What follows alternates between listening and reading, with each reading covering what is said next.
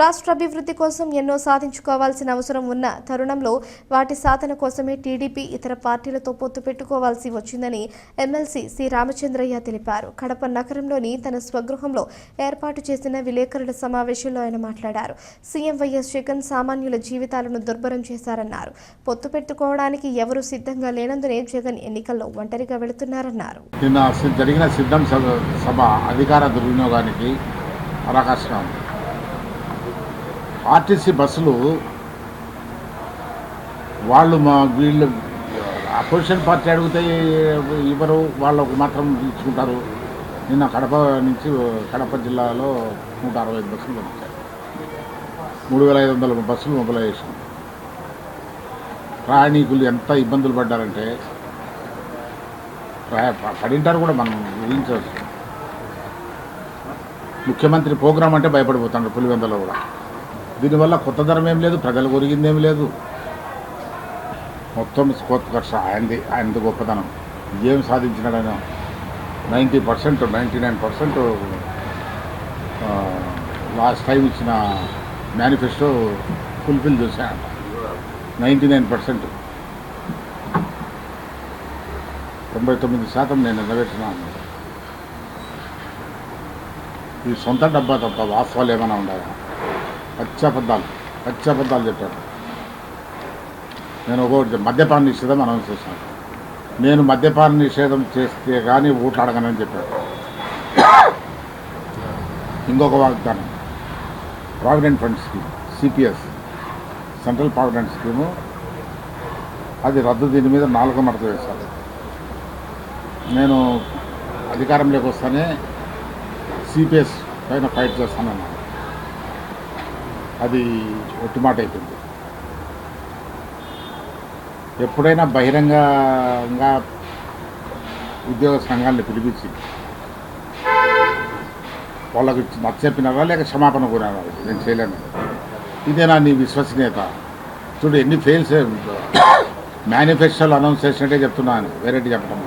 Next Rythu Bharosa 12,500 ఇస్తానని మేనిఫెస్టోలో హామీ ఇచ్చాను. దీనిలో కేంద్ర ప్రభుత్వం ఒక 6,000 ఇస్తుంది. మొత్తం 18,500 ఇవ్వాలి. దానిలో ఇప్పుడు 13,500 ఇస్తున్నాడు ఆయన. 5,000 రూపాయలు 5,000 చిల్లగా నిలబెట్టుకున్నారు. మీరు హామీ ఇచ్చిన దానికన్నా తక్కువగానే ఇస్తున్నారు. ఆ విధంగా రైతు భరోసా ప్రోగ్రాము దెబ్బతింది. అమ్మబడి కుటుంబంలో 2 బిడ్డలు ఉంటే కన్నా ఒక్కొక్కరికి 13,500 చొప్పున ఇస్తామని manifesto. For 2 children in a family 13,500 rupees per head. కానీ దాన్ని ఒక ఆడబిడ్డకి ఒక బిడ్డకే పరిమితం చేస్తారు. ఇది మాట తప్పడం కాదు. ఇది మేనిఫెస్టోలో పెట్టిన ఇష్యూనే. ఏడ ఇంప్లిమెంట్ అయింది? అంగన్వాడీలకు తెలంగాణలో కన్నా శాలరీస్ ఎక్కువ ఇస్తాను. కానీ తెలంగాణ శాలరీస్కి 1,000 రూపాయలు తక్కువ ఉంది.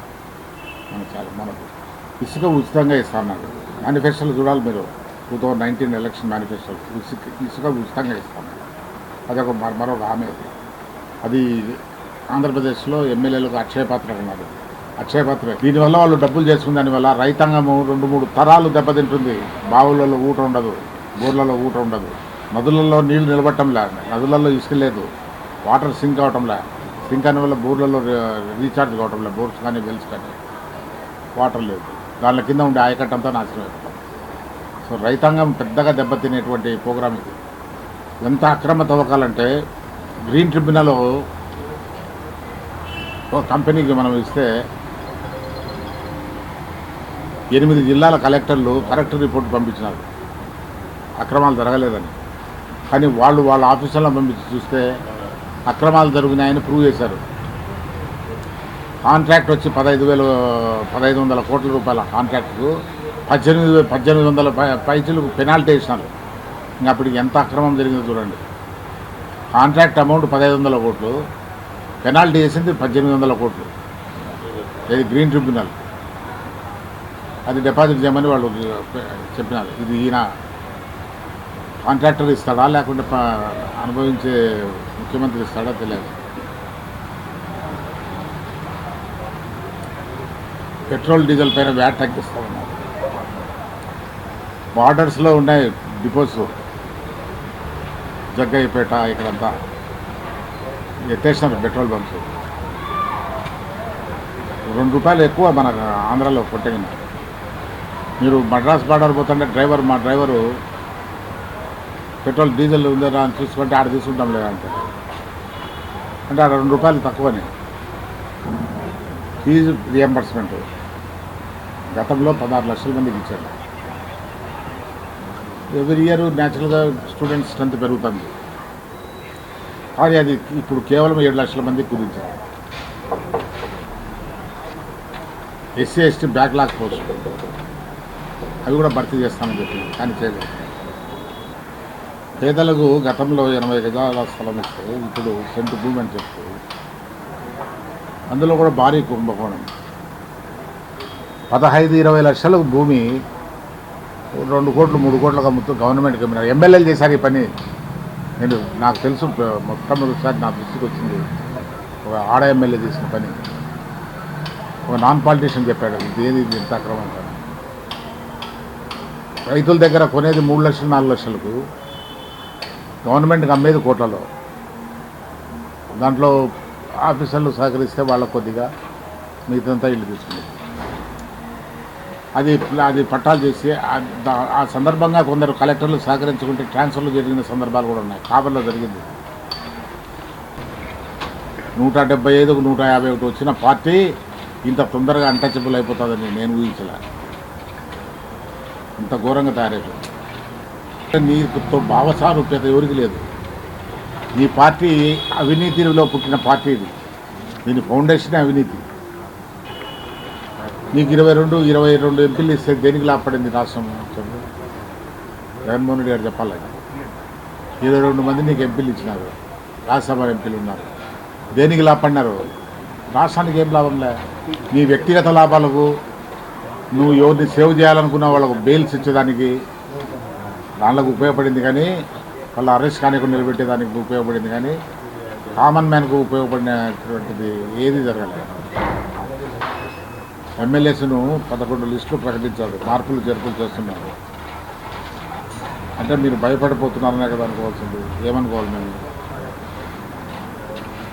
మీరు భయపడిపోతున్నారు, పూర్తిగానే అనుకుంటున్నారు. ఇది కొత్త ఫినామినా వచ్చింది ఆంధ్ర పాలిటిక్స్. చాలా షేకీగా ఉన్నాడు CM is totally shaky in condition.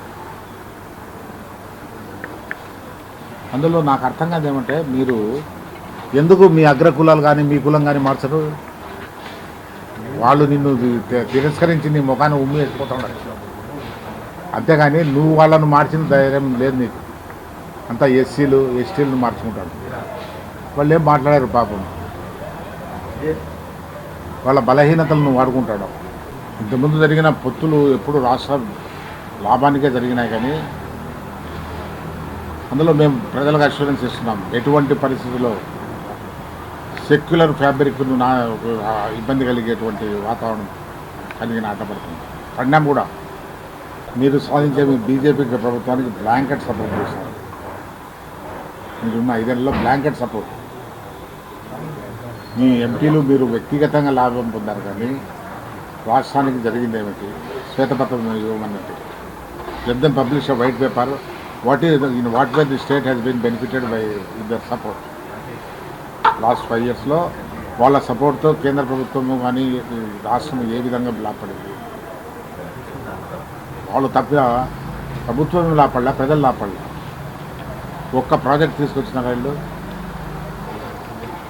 ఇది కోయిలేషన్ పాలిటిక్స్, ఇది ఆర్డర్ ఆఫ్ ది డే. అది బలహీనత కాదు, అది బలం. అది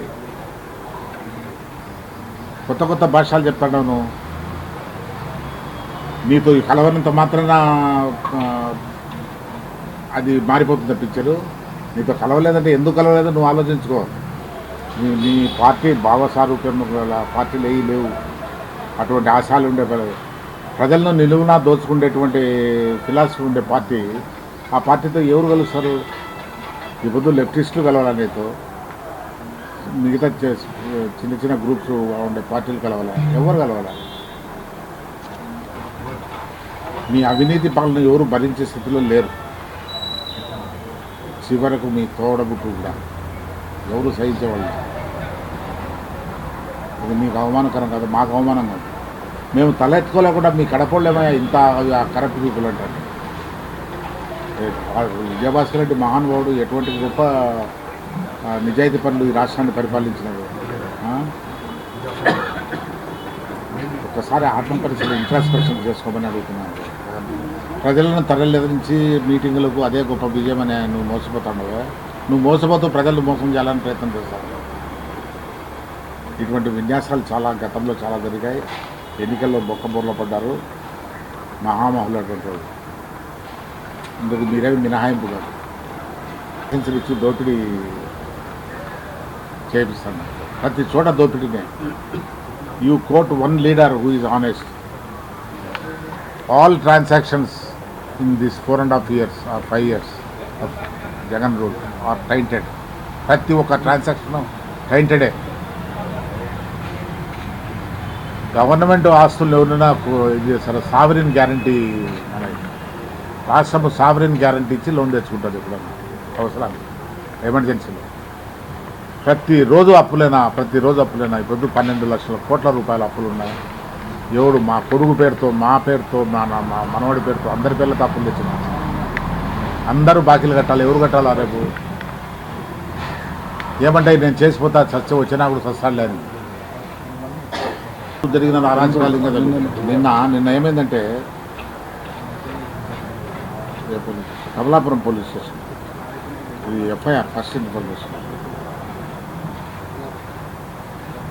పోలీస్ కండ ముద్దనే అరాచకంగా బిహేవ్ చేసినాడు. పోయి కొట్టి వాళ్ళని మనుషులు తీసుకొచ్చి మా పార్టీ వాళ్ళను తీసుకొస్తే మా వాళ్ళు పోయి వాళ్ళను బెదిరించారు. 4 వీళ్ళు ఘర్షణ, వాళ్ళు ఘర్షణప్పుడు గలాట పడ్డారు. వీళ్ళపైన కేసులు పెట్టారు. 307 బాగుండారు వాళ్ళు. ఎస్పీ కూడా చెప్తున్నాం, ఎస్పీతో మాట్లాడుతున్నా, ఈ విధంగా అలో చేసినామంటే we will castigate you also in spite of your IPS. ముందు మాత్రం లేదు పరిస్థితి. అంబుటి రాజాను వాళ్ళు వీళ్ళు 4 రూపాయలు సంపాదించుకుని పోయినారు. ఏమంటే అది మీ అందరికీ తెలిసి నేనేం చెప్పేదేమిలే. మేము సంపాదించిన దానికి అడ్డపడలే, కానీ ప్రజలకు అన్యాయం చేసినట్టుగా ఇబ్బంది అడ్డపడి. ఎస్పీ కూడా చెప్తున్నాను, ఇప్పుడు అడ్డపడింది ఎవరు తెలిసినా ఇది అడ్డపడ్డారు వీళ్ళు. ఇంకా మొదలైంది. ఈ అడ్డపట్టాలు ఎక్కువ ఉంటాయి. అరాచకాలు కింద నువ్వు అలోట్టు కంటిన్యూ. మీరు కింద ఇవన్నీ అలో చేస్తే ఇవి జరుగుతాయి. కాబట్టి మీకు రిఫ్లెక్ట్ అవుతుంది ఎస్పీ గారు. కాబట్టి ఎస్పీని కరెక్ట్గా బిహేవ్ చేయమని చెప్తున్నాం. మేము ఎన్నికిపోయేవాళ్ళం కాదు. ఇంతకుముందు ఎస్పీలు పెన్షన్లు కూడా నిలబెట్టిన నేను. పోలీస్ ఆఫీసర్లు అరాచకాలు చేసింది. నిన్న